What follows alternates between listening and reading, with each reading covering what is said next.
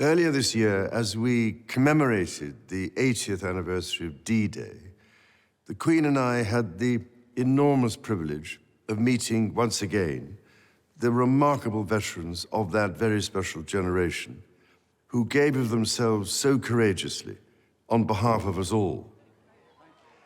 Listening to these once young servicemen and women touched us deeply as they spoke of their comrades drawn from across the Commonwealth, who never returned and who now rest peacefully where they made the ultimate sacrifice. Their example of service and selflessness continues to inspire across the generations. During previous commemorations, we were able to console ourselves with the thought that these tragic events seldom happen in the modern era. But on this Christmas Day, we cannot help but think of those for whom the devastating effects of conflict in the Middle East, in Central Europe, in Africa, and elsewhere pose a daily threat to so many people's lives and livelihoods. We also think of the humanitarian organizations working tirelessly to bring vital relief. After all, the Gospels speak so vividly of conflict and teach the values with which we can overcome it.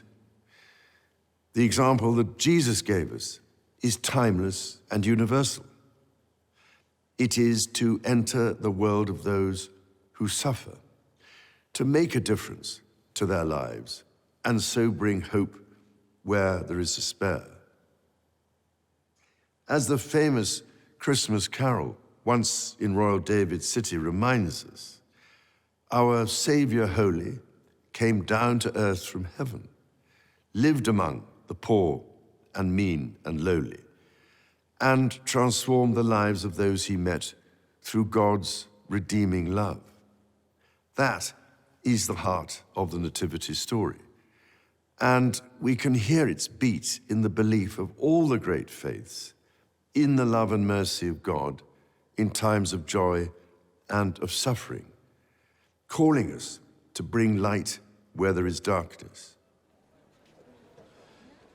All of us go through some form of suffering at some stage in our life, be it mental or physical. The degree to which we help one another and draw support from each other, be we people of faith or of none, is a measure of our civilization as nations. This is what continually impresses me as my family and I meet with and listen to those who dedicate their lives to helping others. I am speaking to you today from the chapel of the former Middlesex Hospital in London, now itself a vibrant community space, and thinking especially of the many thousands of professionals and volunteers here in the United Kingdom and across the Commonwealth who, with their skills and out of the goodness of their heart, care for others, often at some cost to themselves. From a personal point of view, I offer special heartfelt thanks to the selfless doctors and nurses who this year have supported me and other members of my family through the uncertainties and anxieties of illness, and have helped provide the strength, care, and comfort we have needed. I am deeply grateful, too, to all those who have offered us their own kind words of sympathy and encouragement. On our recent visit to the South Pacific to attend the Commonwealth Summit, I was reminded constantly of the strength which institutions, as well as individuals, can draw from one another, and of how diversity of culture, ethnicity, and faith provides strength, not weakness.